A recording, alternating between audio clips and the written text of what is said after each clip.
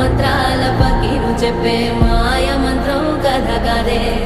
చంటోళ్లను భయపెట్టే భూచోడి కథ కదే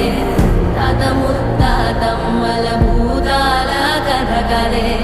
విక్రమాదిత్యుడు చెప్పిన వేదాళుడి కథ కదే దీపము నుండి దెయ్యం వచ్చే అల్లావుద్దీన్ కథ కాదే ఇది ముడత చర్మం ముసలి చెప్పే కథ లాంటి నిజమేలే